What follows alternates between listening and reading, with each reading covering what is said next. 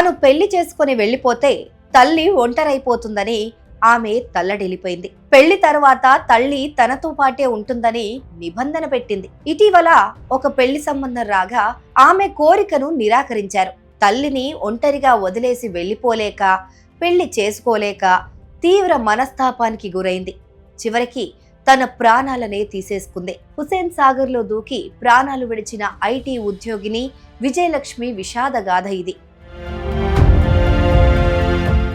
తల్లికున్న వైకల్యం కారణంగా తన వివాహం జరగడం లేదనే కారణంతో ఓ యువతి తీవ్ర మనోవేదనకు గురై ఆత్మహత్య చేసుకుంది. కూకట్పల్లి పోలీస్ స్టేషన్ పరిధిలో ఈ సంఘటన ఆలస్యంగా వెలుగు చూసింది. పోలీసులు తెలిపిన వివరాల ప్రకారం మేడ్చల్ జిల్లా కండ్లకోయకు చెందిన తోష్నివాల్ విజయలక్ష్మి వయస్సు 26 ఏళ్లు. ఓ ఐటీ సంస్థలో ఉద్యోగం చేస్తున్న ఆమె తన తల్లితో కలిసి కూకట్పల్లి పరిధిలోని మైత్రినగర్లో నివాసముంటున్నారు. విజయలక్ష్మి తండ్రి ఆమె చిన్నతనంలోనే చనిపోయారు. తల్లి సరస్వతి అన్నీ తానై ఆమెను పెంచి పెద్ద చేశారు. అయితే కొంతకాలంగా తల్లి మతిస్థిమితం సరిగా లేదు. విజయలక్ష్మి తల్లికి సపర్యలు చేస్తూ కంటికి రెప్పలా చూసుకుంటున్నారు. ఇటీవల ఆమెకు పెళ్లి సంబంధాలొచ్చాయి. అమ్మ తనతో పాటే ఉంటుందని ఆమె నిబంధన పెట్టారు. దీనికి అంగీకరించకపోవడంతో ఆ సంబంధాలన్నీ తప్పిపోయాయి. వరుసగా పెళ్లి సంబంధాలు తప్పిపోవడం ఆమెను బాగా కుంగదీసింది. తీవ్ర మనోవేదనకు గురయ్యింది. జనవరి 31వ తేదీన సాయంత్రం ఇంటి నుంచి బయటకు వెళ్లి ఇక తిరిగి రాలేదు తాను. విజయలక్ష్మి సమీప బంధువు అభిషేక్ మరుసటి రోజు ఉదయం కూకట్పల్లి పోలీసులకు ఫిర్యాదు చేశారు. పోలీసులు మిస్సింగ్ కేసు నమోదు చేసి దర్యాప్తు ప్రారంభించారు. దర్యాప్తు కొనసాగుతుండగా హుసేన్ సాగర్ లో యువతి మృతదేహం తేలినట్లు లేక్ పోలీసుల నుంచి కూకట్పల్లి పోలీసులకు సమాచారం అందింది.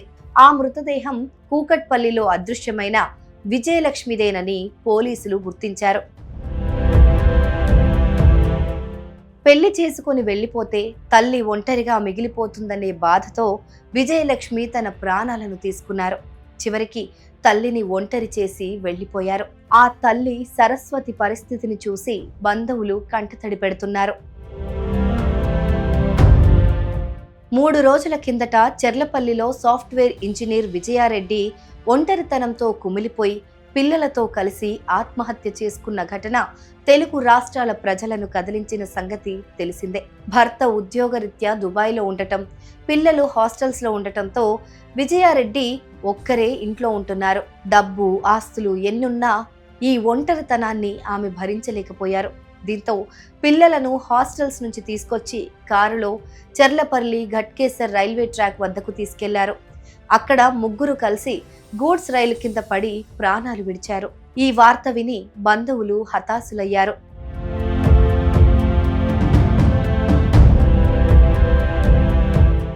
ఇక కోయంబత్తూరులో ఇలాంటిదే మరో ఘటన వెలుగులోకొచ్చింది.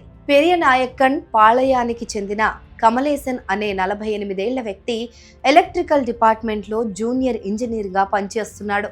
ఆయన భార్య ఇలక్కియా నర్సుగా పనిచేస్తుంది. వీరికి 10 ఏళ్ల కుమార్తె యక్షిత ఉంది. ఫిబ్రవరి 2న ఉదయం ఇంట్లో భార్యాభర్తలు కుమార్తె చనిపోయి ఉండటాన్ని స్థానికులు గుర్తించి పోలీసులకు సమాచారం ఇచ్చారు. పోలీసులు కమలేష్ సెల్ ఫోన్ స్వాధీనం చేసుకుని పరిశీలించగా ఓ వీడియో కనిపించింది. తన భార్య 2 ఏళ్లుగా రొమ్ము క్యాన్సర్తో బాధపడుతోందని, చికిత్స అందిస్తున్నా కోలుకునే ఆశలు కనిపించడం లేదని ఆ వీడియోలో అతడు పేర్కొన్నాడు. తన భార్యతో పాటు తాము మనోవేదన అనుభవిస్తున్నామని తెలిపాడు. అందువల్లే ఆత్మహత్యా నిర్ణయం తీసుకుంటున్నట్లు చెప్పాడు. తమ అంత్యక్రియలు నిర్వహించాలని తన సహోద్యోగులను కోరాడు. తమ మృతదేహాలను స్థానిక చర్చి ప్రాంగణంలో ఖననం చేయాలని, తాను పొదుపు చేసిన డబ్బులను కూడా అదే చర్చికి విరాళంగా ఇవ్వాలని చివరి కోరికగా కోరాడు. ఈ సంఘటనలన్నింటినీ పరిశీలిస్తే ఒంటరితనం, ఆరోగ్య సమస్యలు, మానసిక రుగ్మతలు మనిషి జీవితాన్ని కుంగదీస్తున్నాయని గమనించొచ్చు. వీటికి తోడు ఉద్యోగ జీవితంలో ఉన్న ఒత్తిళ్లు ఉక్కిరిబిక్కిరి చేస్తున్నాయి. ఎలాంటి విపత్కర పరిస్థితులు ఎదురైనా చివరి వరకు పోరాటం చేయాలని, ప్రాణాలను తీసుకోవడం మాత్రం సరికాదని మానసిక నిపుణులు సూచిస్తున్నారు.